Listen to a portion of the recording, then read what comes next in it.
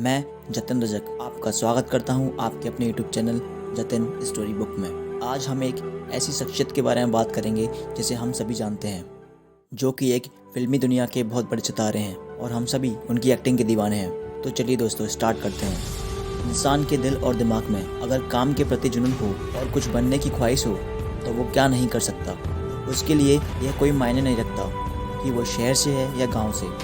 UP के मुजफ्फरनगर के एक छोटे से बुढ़ाना गांव के होने के बावजूद भी अपनी लगन और मेहनत से इन्होंने हिंदी सिनेमा में अपनी एक छाप छोड़ी हुई है। एक आम इंसान का बॉलीवुड में काम करना और उसे अपने आप को बहुत कम समय में एक अच्छे एक्टर के रूप में बॉलीवुड की दुनिया में साबित करना, दोनों ही बहुत बड़ी बात है। अगर एक आम इंसान बॉलीवुड उद्योग का सफल अभिनेता बन भी गया तो सोचिए कि यहाँ तक पहुँचने के लिए उसको कितनी मेहनत करनी पड़ी हो। एक इंसान जिसने अपनी मुसीबतों से हार नहीं मानी और अपनी जिद पर अड़ा रहा और फिल्मी जगत का मशहूर सितारा बन गया।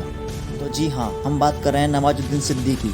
नवाजुद्दीन सिद्दीकी का जन्म 19 मई 1974 को मुजफ्फरनगर के एक छोटे से गांव में हुआ था। वह अपने 9 भाइयों जिसमें से कि 7 भाई और 2 बहनों में सबसे बड़े थे और किसान परिवार से थे। उनका बचपन मुजफ्फरनगर की गलियों में गुजरा था और यहीं से उन्होंने अपनी बुनियादी शिक्षा प्राप्त की।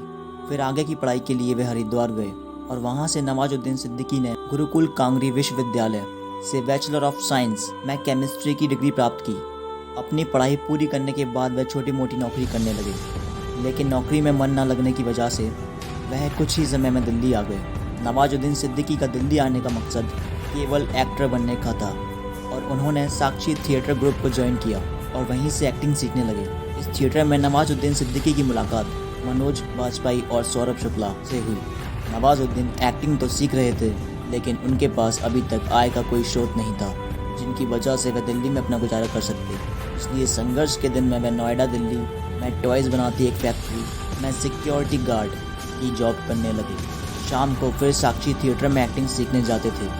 कुछ समय बाद नवाजुद्दीन सिद्दीकी ने national school of drama NSD को ज्वाइन किया और 1996 में यहाँ से पास आउट होने के बाद वह एक्टर बनने के लिए सन 2000 में मुंबई आ गए। मुंबई में उनको कोई पहचानता नहीं था, ना ही उनका कोई गॉडफादर था जो उनका हाथ थाम सके।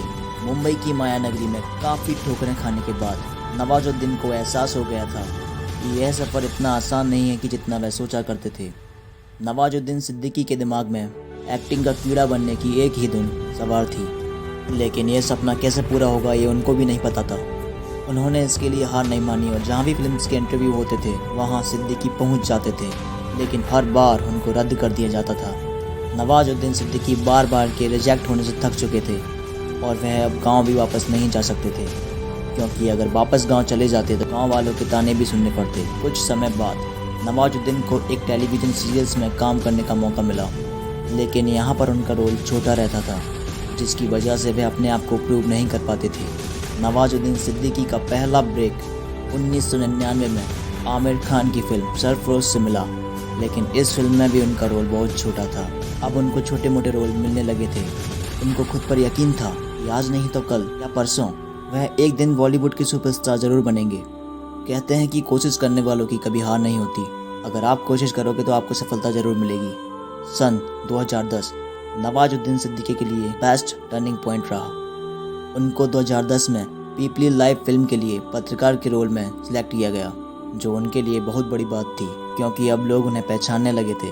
उसके बाद उनको gangs of Wasseypur part 1 film से असली पहचान मिली, जो 2012 में रिलीज हुई एक ड्रामा फिल्म थी। उस फिल्म में उनकी एक्टिंग को काफ़ी लोगों ने सराहा। उसके बाद उन्होंने काफ़ी फिल्में की, जैसे कि the lunch box 2013, Badlapur 2015, Bajrangi भाईजान 2015, फ्रेकी अली 2016, रमन राघव 2.0 2016 और रईस 2017। आज बॉलीवुड से लेकर हॉलीवुड तक उनके काम की प्रशंसा की जाती है। दोस्तों, अगर आप भी अपनी करियर लाइफ में लगातार फेल होते हो तो आपको नवाजुद्दीन सिद्दीकी से ज़रूर सीखना चाहिए।